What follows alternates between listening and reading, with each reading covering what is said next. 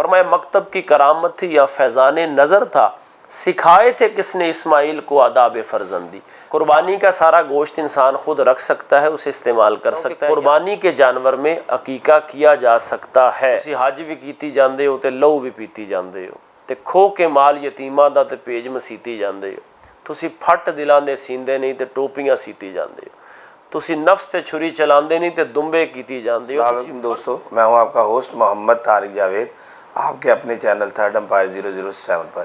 یہ دوستو، آج ہم نے یہ جو پروگرام کا انعقاد کیا ہے عید الاضحیٰ کے موضوع پر ہے، اور جو ہمارے گیسٹ ہیں مولانا وسیم شوکت سیفی صاحب ہیں۔ آج ہم عید الاضحیٰ کے موضوع پر بات کریں گے، اور چند نکات جو ہمارے ذہن میں ہیں وہ ہم مولانا وسیم شوکت سیفی صاحب سے ڈسکس کریں گے، تو ہم ان کو اپنے پروگرام میں خوش آمدید کہتے ہیں۔ جی السلام علیکم۔ وعلیکم السلام ورحمۃ اللہ وبرکاتہ۔ وسیم شوکت سیفی صاحب، پہلے ہمیں یہ بتائیے گا کہ عید الاضحیٰ ہم کیوں مناتے ہیں، اور جو ہمارے ینگسٹر ہیں، یوتھ ہے یا چھوٹی جنریشن ہے، کیونکہ پہلے جب ہم چھوٹے ہوا کرتے تھے تو ہماری دادی اماں، ہماری والدہ ہمیں بتاتی تھی کہ عید الاضحیٰ ہم کیوں مناتے ہیں، تو اس کے بارے میں تھوڑا آپ ہمیں بتائیے۔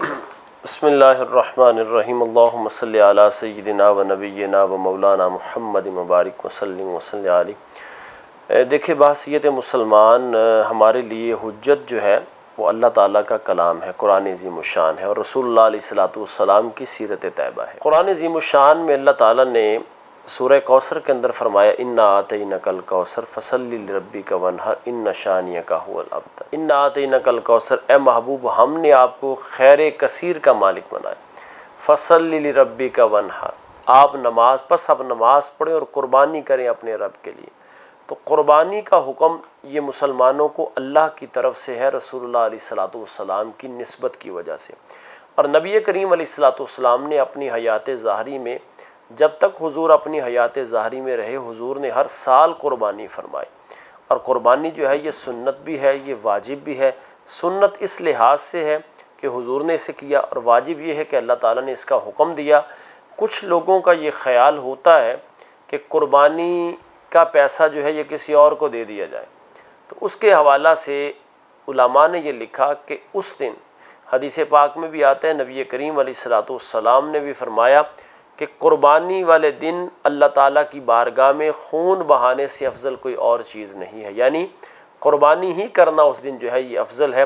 تو لہٰذا ہماری نوجوان نسل جو ہے، کیونکہ بہت ساری فاؤنڈیشنیں اس حوالہ سے بنی ہیں، بہت سارے مسلمانوں میں یوں سمجھ لیں کہ پراپوگنڈا کرنے کی، روشن خیالی کے نام پر اور دیگر معاملات کے نام پر لوگوں کو، نوجوانوں کو اکسایا جاتا ہے کہ جناب یہ اتنے جانور ذبح کرنا یہ کہاں ہے اور یہ فلاں کہاں ہے۔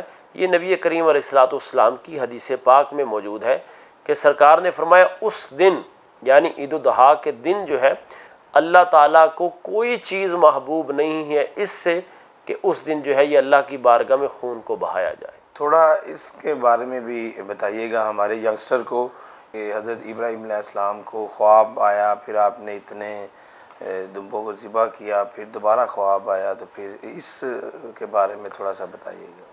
دیکھیے، حضرت ابراہیم خلیل اللہ علیہ السلام جو ہیں یہ اللہ کے خلیل ہیں، اور اللہ تعالیٰ نے آپ کو اگر اپنا خلیل بنایا ہے تو جتنا انسان کا منصب بڑا ہوتا ہے اس کی آزمائش بھی اتنی بڑی ہوتی ہے۔ اللہ تعالیٰ نے آپ کو خلیل بنایا، اور اللہ تعالیٰ نے آپ کو جو نور نظر بیٹا عطا فرمایا، یعنی جن سے مراد ہماری حضرت اسماعیل علیہ نبینا علیہ السلام ہے، جو حضرت بی بی ہاجرہ کے بطن سے پیدا ہوئے۔ اب دیکھیے کہ انہیں ایسی جگہ پر چھوڑ گئے، آج تو کعبۃ اللہ آباد ہے، اس کے ارد گرد میں رونقیں بھی ہیں، روشنیاں بھی ہیں، فیوز و برکات بھی ہیں۔ اس وقت جب انسان محسوس کرے، اس تاریخ کے اوراق کو اگر گرداننے کی کوشش کرے، تو ان حالات میں وہاں کچھ بھی موجود نہیں تھا ظاہری طور پہ۔ جب حضرت بی بی ہاجرہ کو، اور یہ کوئی قصہ کہانی نہیں ہے، جس میں حضرت بی بی ہاجرہ کو اور حضرت اسماعیل علیہ نبینا علیہ السلام کو حضرت ابراہیم علیہ السلام چھوڑ کے آئے، کس کے حکم پر؟ وہ اتنی اعلیٰ اور پاکیزہ بیوی، اتنی اعلیٰ بیوی کہ انہوں نے صرف اتنا سوال کیا کہ آپ ہمیں کس کے سہارے چھوڑ کے جا رہے ہیں؟ اور کس کی وجہ سے چھوڑ کے جا رہے ہیں؟ فرمایا اللہ کے لیے چھوڑا ہے اور اللہ کے سہارے تمہیں چھوڑ کے جا رہا ہوں۔ تو حضرت بی بی ہاجرہ نے کہا کہ پھر میں آپ کو اجازت دیتی ہوں۔ حضرت اقبال نے بڑی خوبصورت بات کہی، فرمایا مکتب کی کرامت تھی یا فیضان نظر تھا، سکھائے تھے کس نے اسماعیل کو آداب فرزندی۔ آج یہاں ہمارے معاشرے میں یہ آپ بار بار یہ الفاظ بول رہے ہیں کہ ہمارے ینگسٹر جو ہیں ان کو بتایا جائے، تو ہماری ملت کا نوجوان وہ جیسے ہی آنکھیں کھولتا ہے وہ یہ سمجھ بیٹھتا ہے کہ شاید میرے والد کو کچھ پتہ ہی نہیں تھا، میرے باپ کو کچھ پتہ ہی نہیں ہے، میں اس سے زیادہ اس چیز کو بہتر جانتا ہوں، حالانکہ اس باپ نے ساری زندگی اس کے ناز اور نخروں کو اٹھایا ہوتا ہے۔ لیکن اگر حضرت اسماعیل علیہ السلام کو دیکھا جائے تو والدہ کے پاس ہے اور حضرت ابراہیم انہیں چھوڑ کے چلے گئے، اور آ کر کے اظہار کیا کر رہے ہیں کہ میں نے دیکھا ہے، قالا یا ابا افعل ما تؤمر ستجدنی انشاءاللہ من الصابرین، کہ باپ اپنے بیٹے سے کہہ رہے کہ میں نے خواب دیکھی ہے کہ میں تیری گردن پر چھری چلا رہا ہوں۔ کیوں کہ نبیوں کے خواب بھی وہی خدا ہوا کرتے ہیں اور سچے ہوا کرتے ہیں۔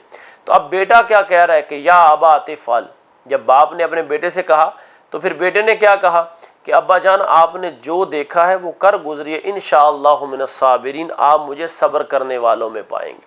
مکتب کی کرامت تھی یا فیضان نظر تھا، سکھائے تھے کس نے اسماعیل کو آداب فرزندی۔